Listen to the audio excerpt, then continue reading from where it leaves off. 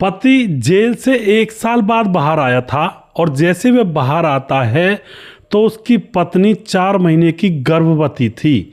और दोस्तों उसके बाद यहाँ पर एक कत्ल होता है और कत्ल की वजह जब आप जानोगे क्यों हुआ, किस लिए किया गया, क्या परिस्थितियाँ रही होंगी, तो आप भी सुनकर चौंक जाएंगे, चकित हो जाएंगे कि क्या समाज के अंदर ऐसा भी होता है। दोस्तों बिल्कुल ऐसा भी होता है, पूरी जानकारी यहाँ पर लेने वाले हैं। नमस्कार, मैं हूँ सुदेश कुमार और तिरछीवाद चैनल में आपका स्वागत है। यह घटना घटित होती है उत्तर प्रदेश का गाजियाबाद पड़ता है, जिसके अंदर रफीकाबाद फाटक पड़ती है और वहाँ पर एक स्कूटी सवार आकर रुकता है। तभी उसके पीछे 5 लोग बाइकों से आकर के खड़े हो जाते हैं और उसके साथ कुछ झगड़ा वगैरह करने लगते हैं। जब दूर से लोग देख रहे थे तो यही लग रहा था कि आपस में लड़ाई कर रहे हैं। उसके बाद कुछ देर विवाद करने के बाद जो 5 लोग होते हैं वो उस एक स्कूटी सवार के ऊपर गोलियों से फायरिंग कर देते हैं। सवार लहूलुहान होकर के जमीन पर गिर जाता है और उसकी हत्या कर दी जाती है। दोस्तों ये जो स्कूटी सवार था इसका नाम था आसिफ और यह गाजियाबाद के मसूरी थाने डासना के बड़े बाजार का रहने वाला था और जो कि आसिफ 25 साल का था। कुछ दिन पहले ये जेल से बाहर आया था और जेल के अंदर यह नशे की तस्करी के चक्कर में जेल भेजा गया था इसको। अब यह जानकारी मैंने यहाँ पर आपको बता दी है। उसके बाद दोस्तों यहाँ पर आसिफ के बड़े भाई जो भूरे हैं वो पुलिस थाने जाते हैं, क्योंकि यह मामला बड़ा बन चुका था, पुलिस की नज़र में आ चुका था। तो पुलिस में जाकर के जो भूरे होते हैं वह रेहान और जीसान नाम के 2 युवकों के ऊपर आरोप लगाते हैं कि मेरे भाई की हत्या उन्होंने की है। अब दोस्तों आसिफ की पत्नी जो थी प्राची, उसके ऊपर भी आरोप लगाता है जो बड़ा भाई भूरे होता है कि मेरे भाई की पत्नी प्राची ने इन लड़कों के साथ मिलकर प्लानिंग की है, रेहान और जीसान के साथ, और इन्होंने ही मेरे भाई को मरवाया है, तीनों ने। अब तो दोस्तों पुलिस तो सबूत चाहिए, पुलिस को तो सीसीटीवी कैमरे निकालती है पुलिस और उसमें देखती है कि कौन कौन लोग थे उस फाटक के पास, तो वहाँ पर सबके फ़ोटो आ जाते हैं। और ऊपर से प्राची जो थी इस मरने वाले की पत्नी, इसकी कॉल डिटेल्स निकाली जाती है। कॉल डिटेल्स से पता चलता है कि रेहान उस दिन 4-5 दोस्तों के संग जो फाटक पर खड़ा हुआ था, उस रेहान से जो प्राची है वह फ़ोन पर घंटों घंटों तक बातें किया करती है और दोनों कई बार दोनों की लोकेशन कई कई घंटों के लिए एक संग रहा करती थी। अब तो यहाँ पर पुलिस को क्लू मिल जाता है और उसके बाद प्राची जो होती है उसको उठाया जाता है, क्योंकि प्राची लगातार फ़ोन कर रही थी अपने पति की हत्या के बाद भी और हत्या से पहले भी और हत्या के दौरान भी। तो पूरा क्लू पुलिस को मिला था। तो प्राची को और रेहान को और उसके बड़े दूसरे भाई जिसान को और इन तीनों को उठा लिया जाता है और इनसे सख्ती से पूछताछ की जाती है। तो यहाँ पर एक ऐसा राज खुलता है। दोस्तों यह जो राज है यह ज़्यादातर ऐसी घटनाएं आपको देखने को मिलेंगी शहरों में, गांव में, हर जगह। आजकल जो माहौल चला हुआ बहुत ख़राब है। चलो कहानी के माध्यम से जानते हैं क्या हुआ था। दोस्तों इनको पकड़ने के बाद जब राज उगलवाया जाता है तो यहाँ पर पता चलता है कि जो मरने वाला था उसका नाम है आसिफ, जिसकी उम्र होती है 25 साल और वह डासना के बड़े बाजार का रहने वाला है और उसका काम है लेंटर की सेटरिंग बांधने का। लेंटर की सेटरिंग, जो लेंटर होती है चिनाई वगैरह में, उसकी सेटरिंग बांधा करता है। उसका ही दोस्त है रेहान जो कि हत्या में शामिल था और उसका बड़ा भाई जिसान, यह उसका दोस्त है। और इस रेहान की चिकन की दुकान है, मुर्गे वगैरह काटने की। अब तो दोस्तों यहाँ पर क्या होता है, जब आसिफ अपने काम पर जाया करता है लेंटर की सेटरिंग बांधने के लिए, तो वहीं पर उसकी मुलाकात प्राची से हो जाती है जो कि हिंदू है। प्राची ने अपने पति से तलाक लिया हुआ था और इधर आसिफ की पत्नी भी पहली जो उसको छोड़कर जा चुकी थी, यानी कि दोनों ही सेकंड हैंड मॉडल थे। दोनों की मुलाकात हो जाती है, प्यार हो जाता है और प्यार बदल जाता है शादी में। दोनों निकाह कर लेते हैं और दोनों शादीशुदा हो जाते हैं और उसके बाद इनका जीवन अच्छे से कटने लगता है। दोनों अकेले थे, फिलहाल दोनों के घर बस गए थे। अब आता है 2024 में जो पति आसिफ होता है वह नशे की तस्करी के चक्कर में जेल में डाल दिया जाता है, पकड़ा जाता है।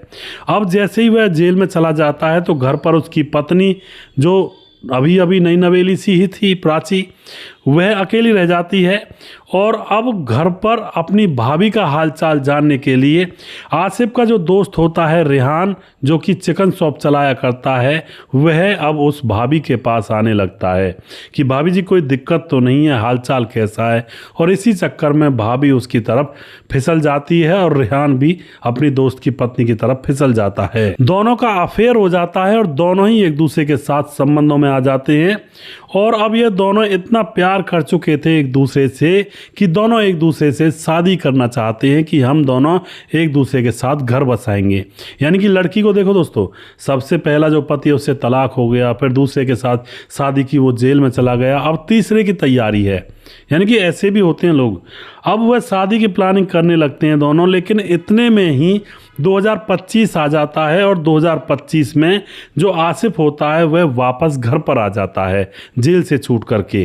अब वह जैसे ही घर पर आता है तो आसिफ का बड़ा भाई, जिसका नाम होता है भूरे, वह बताता है कि तुम्हारी पत्नी का अफेयर तुम्हारे ही दोस्त रेहान के साथ चला हुआ है और वह कई कई घंटे तुम्हारे घर में गुजार कर जाया करता था और तुम्हारी पत्नी भी उसे देख करके लट्टू हो जाया करती है, इनका अफेयर चला हुआ है। अब जैसे यह बात आसिफ सुनता है तो अपनी पत्नी प्राची के ऊपर पिटाई लगा देता है और पिटाई लगाने के बाद उसका फ़ोन उससे छीन लेता है। अब तो प्राची को बड़ा गुस्सा आता है कि क्या मैं इसी तरह पिटती रहूंगी किसी के ऊपर। अब उसके बाद जो प्राची होती है जैसे तैसे अपने प्रेमी रेहान से बात करती है और उससे कहती है कि अभी तो मेरे पति को ये पता नहीं है कि मेरे पेट में तुम्हारा 4 महीने का बच्चा भी है।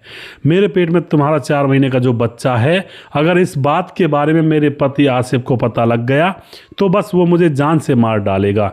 इससे पहले कि वो मेरे ऊपर कुछ करे, उससे पहले हम ही उसको निपटा डालते हैं और उसके बाद हम दोनों एक दूसरे से शादी करके अपना घर अच्छे से बसाएंगे। अब यह प्लानिंग रेहान के साथ जो यह प्राची होती है यह बना चुकी होती है और यह दोनों प्लानिंग के तहत अब एक पहली चाल चलते हैं। पहली चाल क्या थी जो नाकामयाब हो गई थी? रेहान प्राची प्रेमिका को नशे की गोलियां लाकर देता है कि इनको खाने में मिला देना और उसके बाद रात को जब वह गहरी नींद में सो जाए तो काम तमाम उसका कर देना।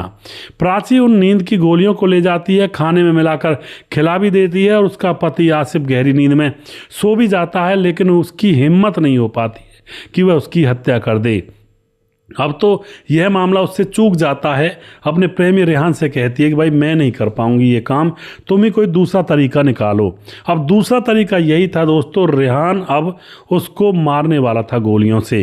रेहान अपने बड़े भाई को बताता सारी बात, जिसका नाम होता है, रेहान के बड़े भाई का नाम होता है जिसान, और उसके साथ वह अपने 3 भाइयों को और अपने साथ लेता है और फिर वह तलाश में जुट जाता है कि कब यह जो आसिफ है हमें कहीं बाहर मिलेगा। तो फाटक के पास पर जो रकीबाबाद फाटक है वहाँ पर यह जो आसिफ है यह उनको स्कूटी लेकर खड़ा हुआ मिल जाता है।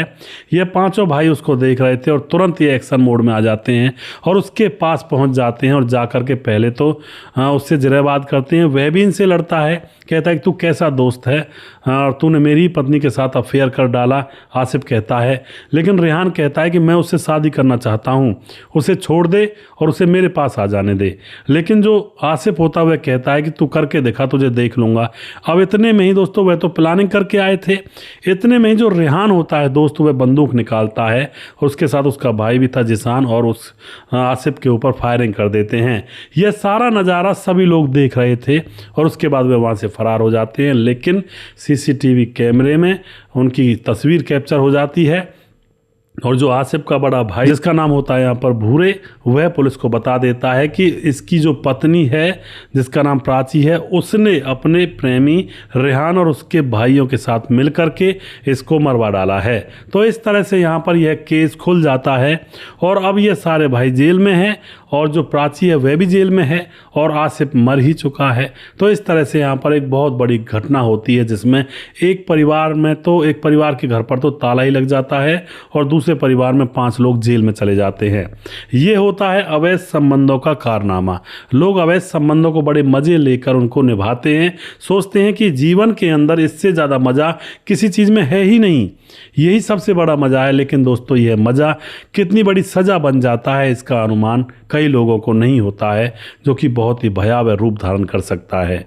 आप क्या कहना चाहते हो इस घटना के बारे में? अपनी राय कमेंट बॉक्स में लिख सकते हैं और लोगों के साथ शेयर कर सकते हैं। और दोस्तों, वीडियो के लास्ट में कुछ भाइयों के नाम मैं ज़रूर लेना चाहूँगा, जो भाई हमारे वीडियोज़ को लगातार देखते हैं और हमारे ऊपर अपना आशीर्वाद बनाकर रखते हैं। हमारे साथ हैं समाधान पाटिल, जो कि जलगांव महाराष्ट्र से हैं और कहते हैं मैं हर कहानी सुनता हूँ, आप मेरा नाम नहीं लेते हो। समाधान जी, मैं आपका नाम लेता हूँ और हर वीडियो में ही लेता हूँ जब आपका कमेंट मिल जाता है। राम गोसाई हमारे भाई कहते हैं कि भाई साहब, आप समाधान पाटिल का नाम हर वीडियो में लेना, नहीं तो आपसे नाराज़ हो जाएगा, क्योंकि ये जितने भी क्राइम की स्टोरीज़ वाले चैनल सुनते हैं वहाँ पर हर किसी को भी यही बोलते हैं, भाई जी मेरा नाम नहीं लेते। तो राम गोसाई जी, कोई दिक्कत नहीं है, मैंने बताया है भाई को कि मैं आपका नाम लेता हूँ और कोई ऐसी परेशानी नहीं है, ये तो सब चलता रहता है, सब अपने ही हो, सब अपने परिवार के ही हो आप लोग।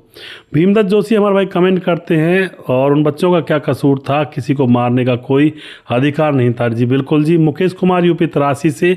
सूरज डीओ हमारे भाई लगातार कमेंट करते हैं। जैनुद्दीन अंसारी हमारे भाई लगातार कमेंट करते हैं। उसके बाद हयात आयरी कमेंट करते हैं, यू आर राइट सर, बहुत बहुत धन्यवाद जी। राम गोसाई हमारे भाई लगातार कमेंट करते हैं। रजत सैनी कमेंट करते हैं, और उसके बाद ओमा बरिया कमेंट करते हैं, बहुत अच्छा लगता है जी आपका वीडियो। ओमा बरिया जी, आपका बहुत बहुत धन्यवाद, आप इसी तरह से लगातार हमारे वीडियोज़ में बने रहा करा करें। और उसके बाद विंध्याचल राजभार हमारे भाई लगातार कमेंट करते हैं, भाई का बहुत बहुत धन्यवाद करता हूं। प्रवीण बघेल शिवपुरी से हैं, और राज मोहम्मद यासीन पाकिस्तान से हमारे भाई लगातार कमेंट करते हैं। राम मोहम्मद नाम है उनका, जो कि हर वीडियो पर उनका कमेंट आपको देखने को मिल जाएगा। राधेश्याम शर्मा सिरसी जयपुर राजस्थान से हैं। राजकिशोर चौरसिया महाबलेश्वर महाराष्ट्र से हैं।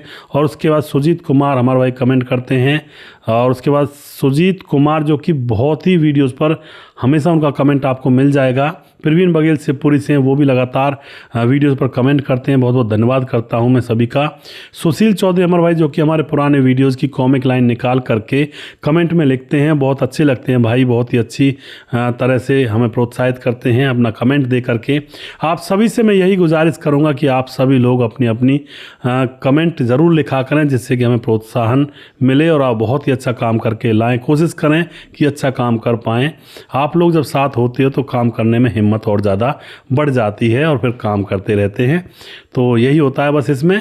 और दूसरी बात मैं यही कहना चाहूँगा, इन कहानियों के अंदर थोड़ा सा ये ज़रूर सीखा करें कि इन कहानियों में जो घटनाएं घटी हैं समाज के अंदर, ऐसी घटना हमारे साथ ना हो, तो हमें कौन सी अटकलें लगानी चाहिए, कौन सा जो लॉजिक है वो लगाना चाहिए अपने परिवार को बचाने के लिए। तो यही मेरा उद्देश्य होता है कि इन घटनाओं से हमें कुछ सीखना चाहिए, क्योंकि दोस्तों हर सीख लेने के लिए हमें घटना तो करनी नहीं होगी। अगर हम घटना करके सीखेंगे, किसी की हत्या करके या किसी को मार के या कुछ भी करके, तो हमारा जीवन वेस्ट हो जाएगा, फिर उस सीख का करेंगे क्या। तो हमें दूसरों के साथ घटी हुई घटनाओं से ही सीख लेनी चाहिए, क्योंकि हमारा जीवन बहुत छोटा है। घटनाएं कर करके सीखेंगे तो हम जिंदगी भर कुछ भी नहीं सीख पाएंगे। तो दूसरों के साथ जो घटनाएं घटती हैं उनसे ही हमें सीख ले लेनी चाहिए, और उस सीख को अपने जीवन के ऊपर अप्लाई कर लेनी चाहिए कि भाई जैसा इस घटना के अंदर हुआ है, जैसे इस लोगों ने गलती की थी, ऐसे हम गलती नहीं करेंगे, अपना जीवन इस तरह से बर्बाद नहीं करेंगे, सेफ रहेंगे, सुरक्षित रहेंगे, अपने बच्चों से प्यार करेंगे, अपने परिवार से प्यार करेंगे और अच्छे से अपना समय गुजारने की कोशिश करेंगे, कोई गलती हम नहीं करेंगे। तो ऐसी सीख ज़रूर लिया करें दोस्तों, यही मेरा मेन उद्देश्य होता है। अपने जीवन को कभी भी ऐसी गलतियों में नहीं धकेलना है, बस यही प्रयास रखना है जीवन भर। दोस्तों, वीडियो के अंत में मैं यही कहना चाहूँगा कि आप लगातार हमारे वीडियोस को देखते हो, और जो भी भाई कमेंट करते हैं उनसे भी गुजारिश करना चाहूँगा कि इसको एक बार शेयर ज़रूर कर जाया करें। और मेरे गोपाल पर जो वीडियो आते हैं वहाँ पर भी आप लोग बहुत अच्छी तरह से सपोर्ट कर रहे हैं। नई नई जनता वहाँ पर जुड़ी हुई है मेरे गोपाल फेसबुक पेज पर, जहाँ पर एक घरेलू कहानियाँ होती हैं, तो वहाँ पर भी सभी का मैं धन्यवाद करता हूँ। और जो भाई हमारे वीडियोज़ को देखते हैं, अगर थोड़ा सा भी अच्छा लगता है और आपको लगता है कि ये बात सब लोगों के पास तक जानी चाहिए, तो आप उस वीडियो को देखने के बाद शेयर ज़रूर कर जाया करें जाते टाइम, जिससे हमें भी फ़ायदा होता है और वीडियो और लोगों तक भी पहुँचती है और बहुत आगे तक यह बात चली जाती है। किसी बेचारे का फ़ायदा हो जाए, किसी को थोड़ी सी नॉलेज मिल जाए तो उसका जीवन संभल जाए, कोशिश यही रहती है। दोस्तों, अगला वीडियो बहुत जल्दी फिर से लेकर आऊँगा, तब तक आप खुश रहें, सावधान रहें। जय हिंद, जय भारत।